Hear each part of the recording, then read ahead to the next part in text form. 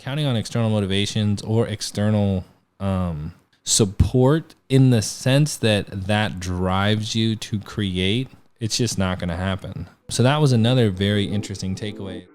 Hey there, and welcome to another episode of the Untucked Life, where we care a lot more about a lot less. And what you just heard was a clip from an episode I just recorded about the creative process.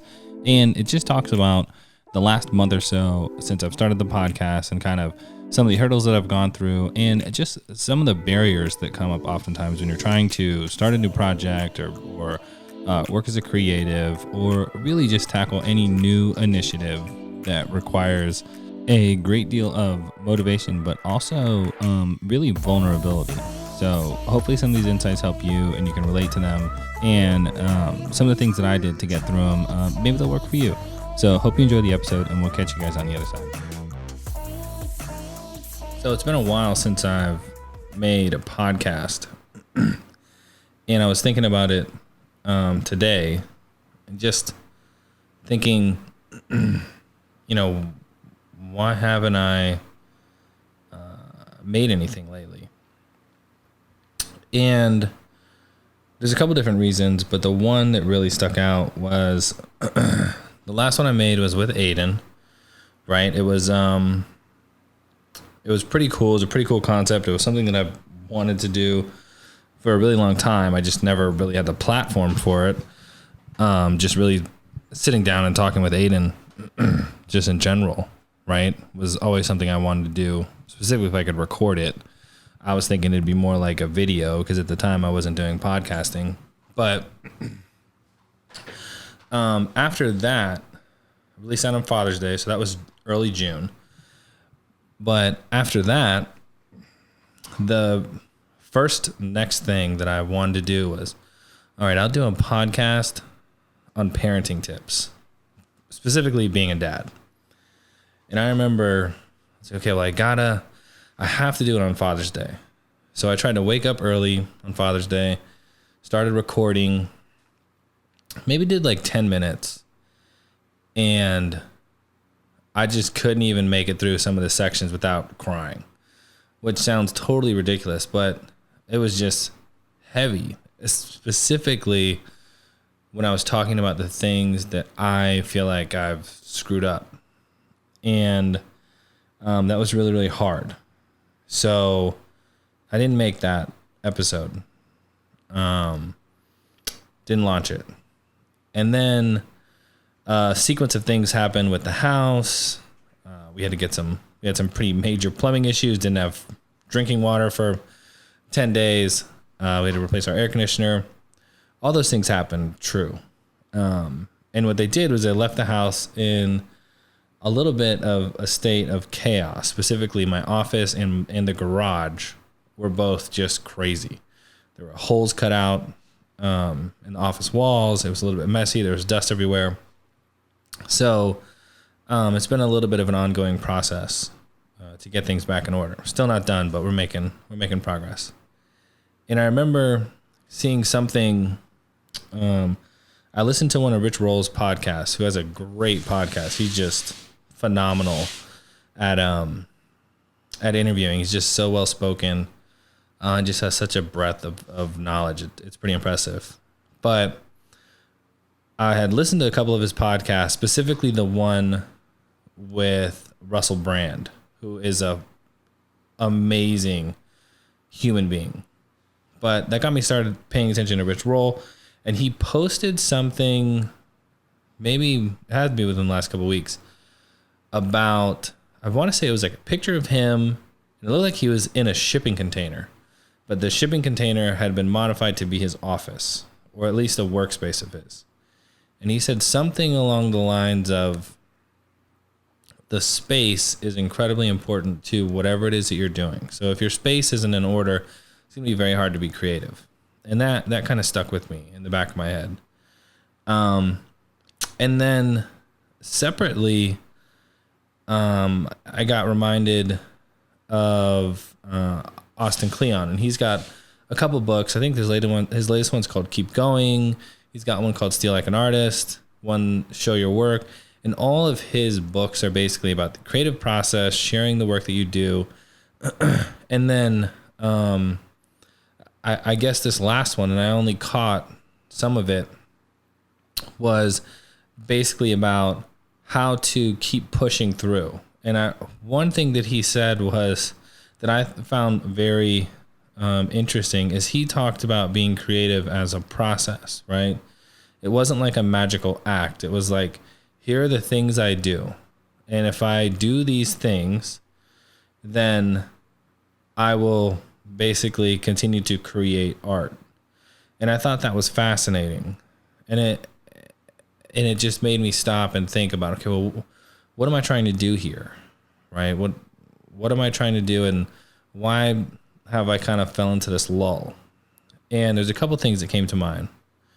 The first one is, historically, I've been really fascinated with starting new projects. Right? Just, I want to figure out how to do this, and I would just go figure it out. And then the excitement was in the innovation. It was in learning how to do something new, not necessarily perfecting the thing that I was doing. It was more, I want to know how to do this, so I'm going to go learn it. So I think that there's some recency phenomenon, right, that I've always had in my DNA. And I think that with the podcast, that might have been some of it too.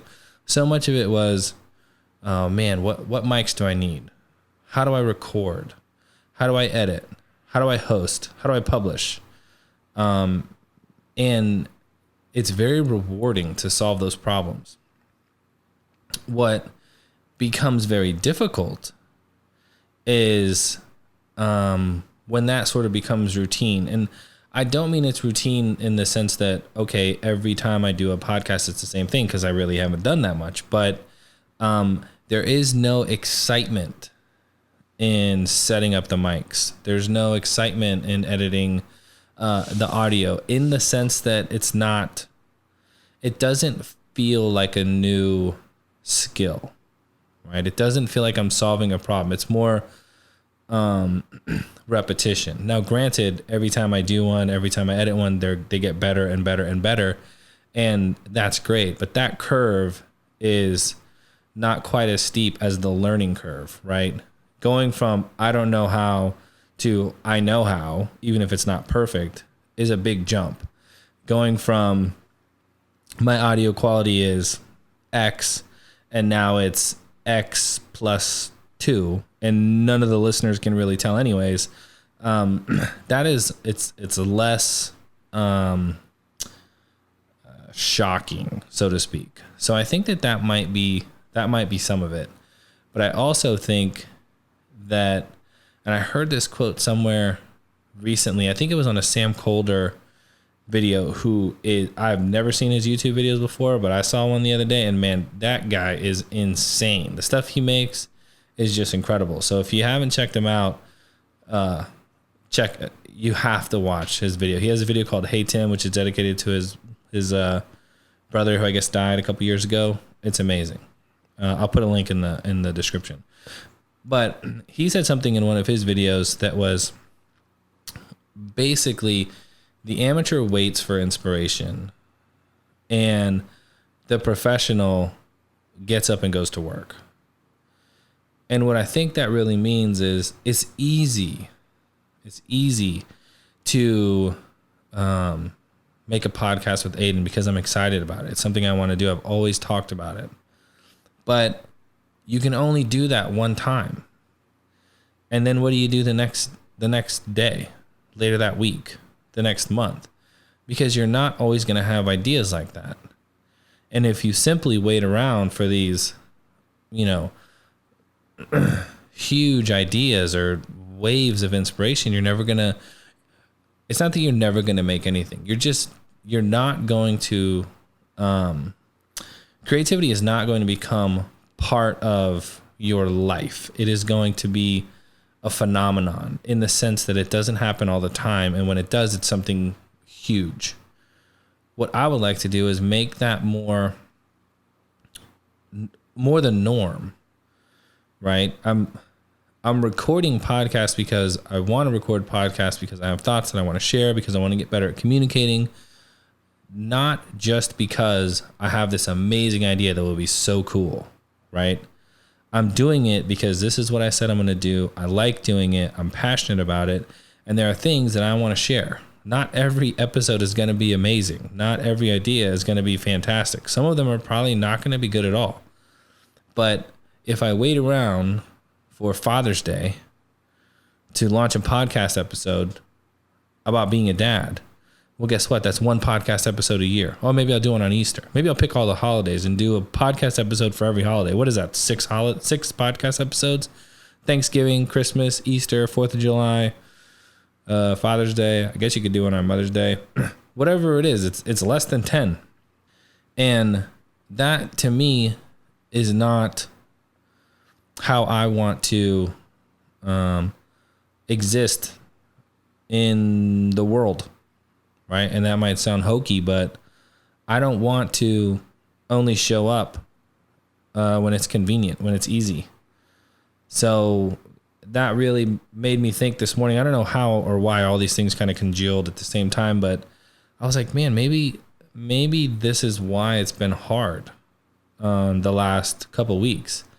This is that lull, right? The dip. I think Seth Godin talks about. You ride a high and then you hit this dip and you got to work through the dip. And the only way to do that is through, continuing to produce.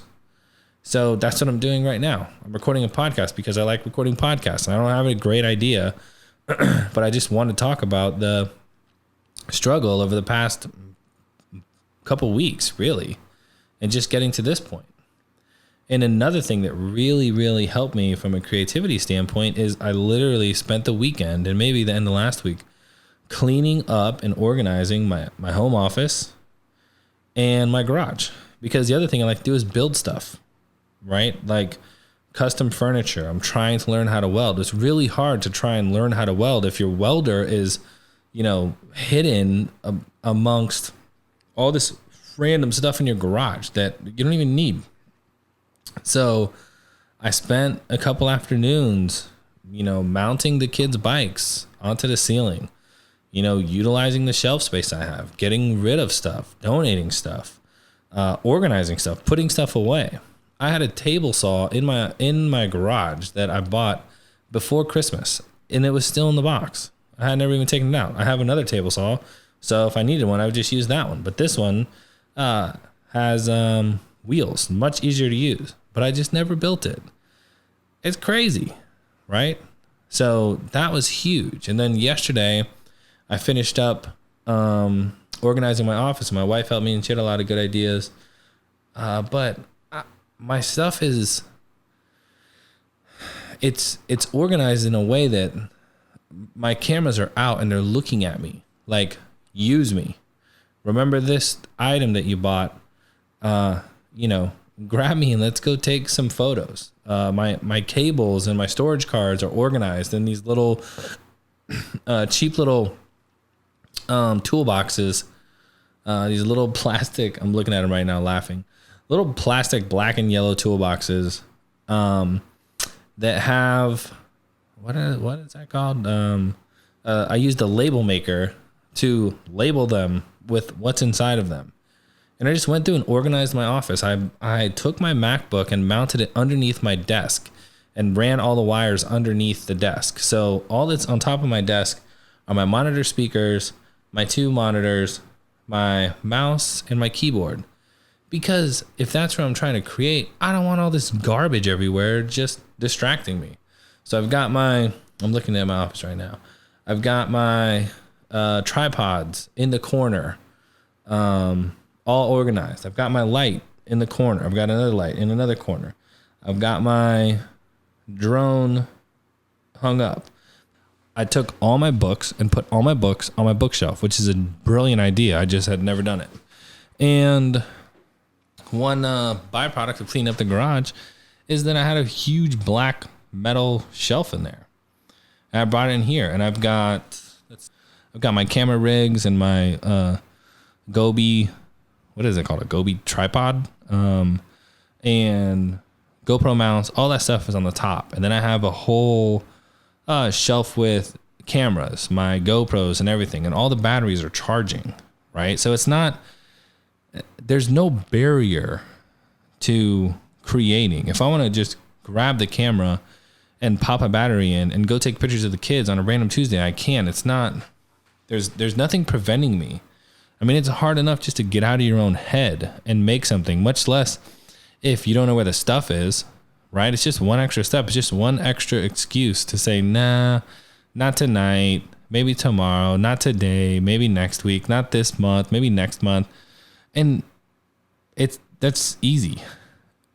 And if it's easy, it's probably not going to be very rewarding or fulfilling. So I don't want to do that. I want to try to challenge myself to use some of these skills and interests that I have and put out some work.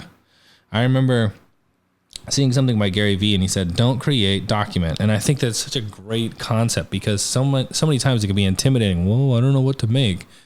But if you're just talking about things that happen in your life, you're just sharing pictures of things that are happening in your life, that's enough. And it gets you in the habit of sharing. So, that's another thing that really helped, was just organizing the spaces so that they're conducive to creativity. So that was huge. And one other thing that I think I was really suffering from is, I posted a video about a month ago that said, hey, I'm going to turn 35 in 90 days. What am I going to do? And I posted this video with full intention of coming up with some series on, here are the things I'm going to do over the next 90 days and blah, blah, blah, blah. And I didn't. All the things happened that I described earlier in this episode. And, I just couldn't wrap my head around any significant changes, because I was just in this weird headspace. And then, the days went by and the weeks went by, and I was like, man, now it's been 2 weeks. I can't post a video now. It looks stupid. Well, two things I learned. One, nobody cares.